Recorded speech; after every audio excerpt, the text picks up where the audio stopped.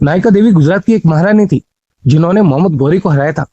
मोहम्मद गौरी वही जो सोमनाथ पर आक्रमण करने के लिए आया था। नायिका देवी के पति की मृत्यु हो गई थी। उनका पुत्र मूलराज एक छोटा बच्चा था। तो पति की मृत्यु के बाद नायिका देवी ने शासन किया था।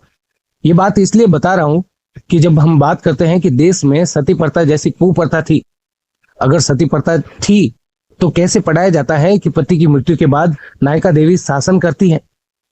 अहिल्याबाई होलकर एक महान शासिका थी जिन्होंने अपने राज्य को समृद्धि और न्याय प्रदान किया था। उनका शासनकाल भारत के इतिहास में एक महत्वपूर्ण अध्याय है।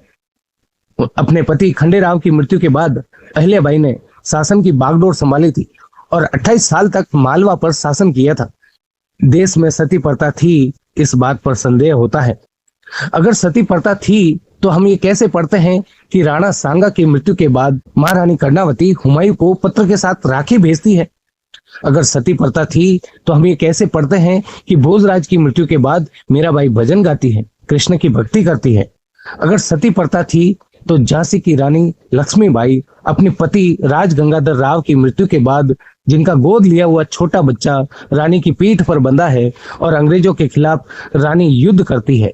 बुंदेले हर बोलो के मुंह हमने सुनी कहानी थी, खूब लड़ी मर्दानी वो तो झांसी वाली रानी थी। इन पंक्तियों से लगभग सभी भारतीय परिचित है। माना कि पति की मृत्यु के बाद महिलाएं सती होती थी, पर जो इसे प्रथा कहते हैं, प्रथा का नाम देते हैं, उन्हें बता दूं कि प्रथा का मतलब ये होता है कि हर दूसरी तीसरी महिला को जला दिया जाता हो। तो मेरी ओर से ये एक छोटी सी जानकारी थी जो सती प्रथा के बारे में आपको अवगत करवाने के लिए थी। तो मेरे द्वारा दी गई जानकारी आपको अवश्य पसंद आई होगी।